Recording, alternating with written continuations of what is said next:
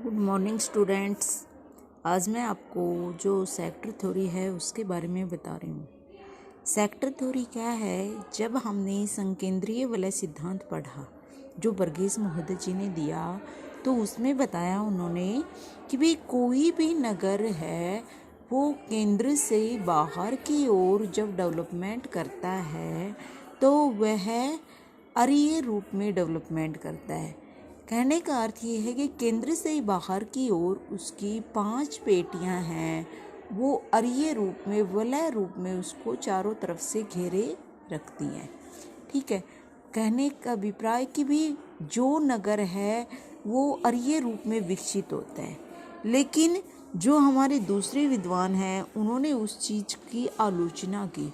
उन्होंने कहा कि भाई जो भी हमारे प्राकृतिक तत्व हैं, जैसे कोई भी रिवर है, कोई भी पहाड़ी है, कोई भी प्राकृतिक अवरोध है, वो अगर नगर के मार्ग में बाधा बनता है तो उसका अरीय प्रतिरूप नहीं बन पाता है, उसका पैटर्न है वो चेंज हो जाता है। ठीक है। साथ साथ उसने कहा कि भाई जो वर्गीस महोदय हैं उन्होंने अपने सिद्धांत में बताया कि भाई कोई भी नगर है वो वलय आकार में डेवलप होता है, लेकिन उसमें उन्होंने ट्रांसपोर्ट है, उसको ट्रेड है, उसको बिल्कुल ही नेगलेक्ट कर दिया कि भाई क्या अरीय रूप में केंद्र की तरफ से बाहर की ओर कोई भी ट्रांसपोर्ट फैसिलिटी है वो अवेलेबल नहीं है। अगर फैसिलिटी अवेलेबल है तो फिर उसको दिखाया क्यों नहीं? तो इस चीज़ को भारी मात्रा में उसमें ये कमी पाई गई, और इसी कमी को ध्यान में रखते हुए जो हमारे होमर हाइट महोदय हैं उन्होंने सेक्टर थ्योरी दी। ठीक है। होमर हाइट महोदय है, उन्होंने उन 141 अमेरिकी नगरों के आंकड़ों के आधार पर सन 1939 में नगर के विकास एवं भीतरी बनावट पर यह सिद्धांत प्रस्तुत किया। उन्होंने जहाँ पे हमारे जो वर्गीस महोदय हैं उन्होंने अमेरिका को अपना टारगेट बनाया था। अमेरिका का जो शिकागो नगर है उसको अपना टारगेट बनाया था। वहीं पे जो हमारे होमर हाइट महोदय हैं उन्होंने यूएसए के जो क्षेत्र हैं उनको अपना टारगेट बनाते हुए बताया कि भी कोई भी नगर है उसका जो डेवलपमेंट है वो कंप्लीट अरीय रूप में नहीं होता है, वो सेक्टर के रूप में डेवलपमेंट होता है। वर्गीस के संकेंद्रीय वलय सिद्धांत की कमजोरियों को ध्यान में रखते हुए यह सिद्धांत प्रस्तुत किया गया है। इस सिद्धांत में संपूर्ण नगर को एक वृत्त के रूप में और उसके केंद्र से विभिन्न दिशाओं में अरीय प्रतिरूप पर विकसित क्षेत्रों को खंड कहा गया है। मतलब हर एक उसके केंद्र से जो जो पार्ट हैं वो विकसित हो रहे हैं उनको सेक्टर कहा गया है। प्रमुख परिवहन मार्गों के सहारे खंडीय विकास के कारण नगर का प्रतिरूप तारानुमा है। नगर है, देखो आप देख रहे होंगे इस डायग्राम में, नगर का जो पैटर्न है वो स्टार शेप में लगभग बनता जा रहा है। इधर से ये भाग है, ये निकला हुआ है, इधर से ये पार्ट है, ये आगे बढ़ा हुआ है, ये पार्ट है, ये आगे बढ़ा हुआ है, इधर सर्किल टाइप में है तो फिर इधर से फिर से ये पार्ट है, ये आगे बढ़ा हुआ है। तो इस तरह से ये मतलब तारानुमा जो शेप है वो हमें देखने को मिलती है। आगे बढ़ते हैं। आगे बताया गया है कि भाई होयट के अनुसार एक ही तत्व किराया भवनों की कई विशेषताओं को प्रकट करता है कि भाई किसी भी जगह का जो रेंट है वो काफ़ी हद तक उस जगह के डेवलपमेंट को इफ़ेक्ट करता है।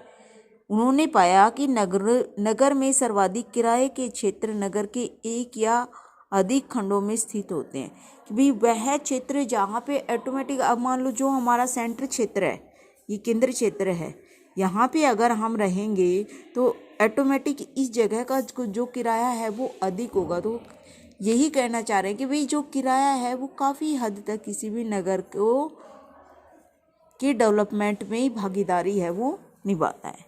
आगे बताया गया है कि भाई कोई भी नगर है सर विभिन्न दिशाओं में इन खंडों से दूरी बढ़ने पर आवासों के किराए क्रमशः कम होते जाते हैं। जैसे जैसे हम मेन जो सेंटर है इससे दूर बढ़ते हुए जाएंगे, जैसे जैसे डिस्टेंस अधिक होता हुआ जाएगा, ऑटोमेटिक जो रेंट है, किराया है, वो कम होता हुआ चला जाएगा। किराया कम होता हुआ चला जाएगा तो वहाँ पे लोगों की जो प्रॉब्लम्स हैं वो अधिक होती हुई बढ़ती हुई जाएंगी। आगे बताया है, आवासीय क्षेत्रों के भीतर केंद्र के पास पुराने आवास और बाहर की ओर नए आवास देखने को मिलते हैं। कि भी जो हमारा मेन सेंटर है उसमें बर्गेस की थ्योरी में भी यही था कि जो हमारा संक्रमण जोन है उसमें संक्रमण पेटी है, उसमें हमारे पुराने आवास हैं, सेटलमेंट है, गंदी बस्तियां हैं, वो उसके रूप में है। लेकिन इसमें भी यही बताया गया कि जैसे जैसे हम नगर से बाहर की तरफ बढ़ते जाएंगे, नगरों के जो पैटर्न है, वो आवास का पैटर्न है, वो चेंज होता हुआ चला जाएगा। आगे बताया है कि भी सबसे अधिक आय वर्ग के लोग सबसे अधिक क्रय शक्ति रखते हैं तथा नगर के सर्वोत्तम क्षेत्रों में बसते हैं। भी जिन लोगों की इनकम है वो सबसे अधिक होगी, पैसा जिनके पास सबसे अधिक होगा, वो अपना अच्छे से खुले में मतलब अधिक फैसिलिटी का जो आवास है वो उसका अरेंजमेंट करेंगे। जैसे मान लो अमीर वर्ग है तो वो क्या करता है कि भी वो लगभग जो भीड़ भाड़ वाले इलाके से दूर बाहर की तरफ अपना सेटलमेंट बनाने की कोशिश करता है ताकि वो अपना जीवन आसानी से गुजार सके और शांत माहौल में वो अपनी लाइफ स्पेंड कर सके, उसका माइंड है वो शांत हो सके, रिलैक्स हो सके। आगे बताया गया है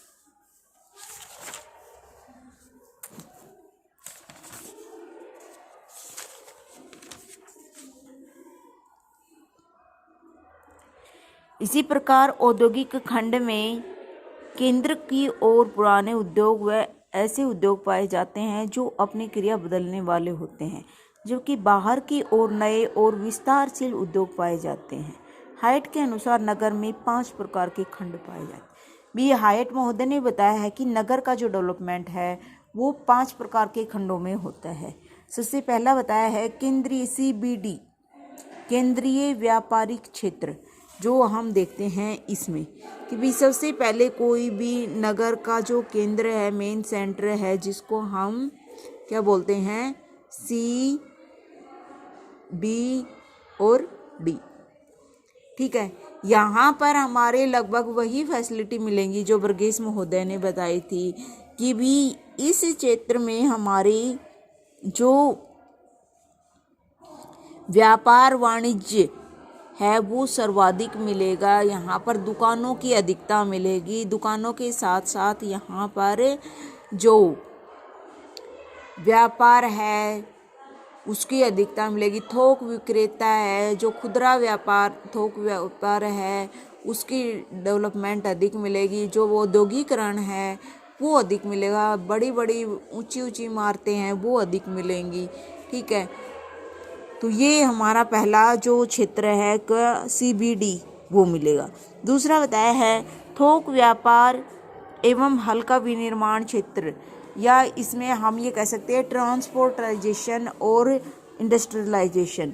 तो इसके अंतर्गत हम जैसे ही हमारा ये पहला पॉइंट है, सेंटर है, तो इस सेंटर से हमारा ये जो सेकंड रिंग है ये आगे बढ़ रही है। सेकंड रिंग है ये इधर बढ़ रही है और इधर बढ़ रही है।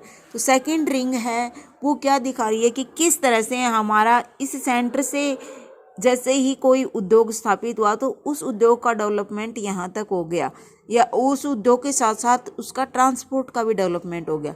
अब वहाँ पे हमारे जो वर्गीस महोदय है उसने ट्रांसपोर्ट को बिल्कुल नेग्लेक्ट कर दिया था, यहाँ पे इस चीज़ को ओपन किया गया। ठीक है, फिर बताया है नंबर 3 पे ट्रांसपोर्ट के साथ हमारा निम्न श्रेणी आवासीय क्षेत्र। जैसे ही नंबर 3 पे हम देख रहे हैं कि जैसे ही हमारा उद्योग विकसित हुआ, ट्रांसपोर्ट विकसित हुआ, इसके साथ साथ हमारा जो निम्न श्रेणी वर्ग है वो विकसित हो गया। फर्स्ट के साथ हमारा जैसे वहाँ पे संक्रमण पेटी थी तो यहाँ पे निम्न श्रेणी वर्ग विकसित हो गया। क्यों? क्योंकि यहाँ पे गंदी बस्तियाँ हैं, गंदगी अधिक है, पुराने आवास हैं। पुराने आवास में यहाँ पे जो लोग हैं वो अवैध कब्जे के रूप में भी मलिन बस्तियों के रूप में भी, अपना टेम्परेरी आवास बनाने के लिए भी, और जो हमारे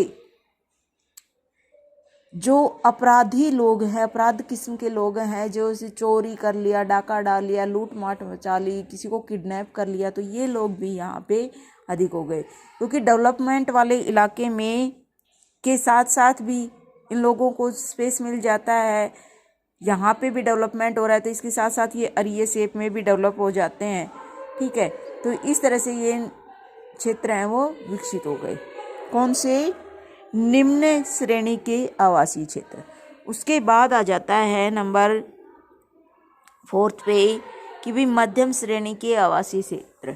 अब जो निम्न श्रेणी के आवासीय क्षेत्र हैं उनके साथ साथ ही ये मध्यम श्रेणी के आवासीय क्षेत्र हैं, ये एक अरीय पैटर्न से यहाँ पे विकसित हो गए। क्योंकि मध्यम श्रेणी के लोगों को जॉब के लिए यहाँ पे इस क्षेत्र में जाना पड़ता है, सेंटर में जाना पड़ता है, साथ साथ में इस उद्योग से, ट्रांसपोर्ट से भी जुड़े हुए हैं ये, तो इस क्षेत्र में भी जाना पड़ता है। तो वो अपना सेटलमेंट उस जगह पे बनाएंगे जहाँ पे उनको आने जाने में कम से कम टाइमिंग लगे और ज़्यादा परेशानी ना हो। ठीक है, तो इसलिए उन्होंने अपना पैटर्न है अरीय रूप में डेवलपमेंट किया। और नंबर 5 पे आता है उच्च श्रेणी आवासीय क्षेत्र। उसके साथ साथ ये जो हमारा नंबर 5 है ये डेवलप होता हुआ आगे चल की तरफ बढ़ा है एक सेक्टर के रूप में। तो इसके अंतर्गत हमारे जो रिहायशी क्षेत्र के जो मैनेजर वर्ग है, क्लर्क वर्ग है, मैनेजमेंट वर्ग है, वो आ जाते हैं कि भाई वो लोग हैं किस तरह से वो नगर से बाहर की तरफ अपना एक स्पेशल प्लॉट लेके और वहाँ पे अपना सेटलमेंट करते हैं और वहाँ पे अपने लाइफ को बिल्कुल पीसफुल इन्वायरमेंट में उसको स्पेंड करते हैं। तो इस तरह से बर्गेस महोदय ने इस सिद्धांत को हायट महोदय ने इस सिद्धांत को दिया। लेकिन इस सिद्धांत की भी आलोचना हुई। इस सिद्धांत की आलोचना क्या हुई कि भाई उन्होंने ये बताया कि भाई जो मलिन बस्तियां हैं वो यहाँ पे विकसित हो रही है, तो उनकी सुरक्षा के लिए क्या उपाय किए जाएं। अब मलिन बस्तियां हैं, गंदी बस्तियां हैं, वो यहाँ पे भी आ रही है, दूसरे फर्स्ट जोन के चारों तरफ फैली हुई हैं। साथ में निम्न वर्ग जो है वो सेकंड जोन में भी है, जहाँ पे हमारा व्यापार भी है, परिवहन भी है, ट्रांसपोर्ट भी है, तो वो तो लूट खसोट है उसको बढ़ावा मिल रहा है। तो उस चीज़ की सेफ्टी को ध्यान में नहीं रखा गया है इसमें। ठीक है, फिर उन्होंने क्या बताया है कि भी जो प्राकृतिक जो तत्व हैं उनको यहाँ पे भी नेग्लेक्ट किया गया है कि भाई यहाँ पे जो रेंट है उसको बढ़ाया गया है कि भाई जैसे जैसे हम रेंट से मतलब सेंटर से दूर होते हुए चले जाएंगे तो रेंट है वो कम होता हुआ चला जाएगा, ये बात बताइए। लेकिन क्या इससे हम दूर होते हुए जाएंगे तो किराया तो कम होगा, लेकिन आने जाने में जो ट्रांसपोर्ट फैसिलिटी है वो भी तो अधिक लगेगी, उस चीज़ को भी इसने नेग्लेक्ट किया है। तो इस तरह से जो हायट महोदय है उसकी सेक्टर थ्योरी है उसकी भी कई विद्वानों ने आलोचना की और उसके बाद हमारा भूनाभिकीय सिद्धांत है वो प्रेजेंट किया गया, जो हम आपको अगली क्लास में बताएंगे। ओके, तो बच्चों अगर आपको वीडियो अच्छी लगी तो इसको लाइक करें, सब्सक्राइब करें और ज़्यादा से ज़्यादा शेयर करें और कमेंट्स करें। Thank you, have a nice day.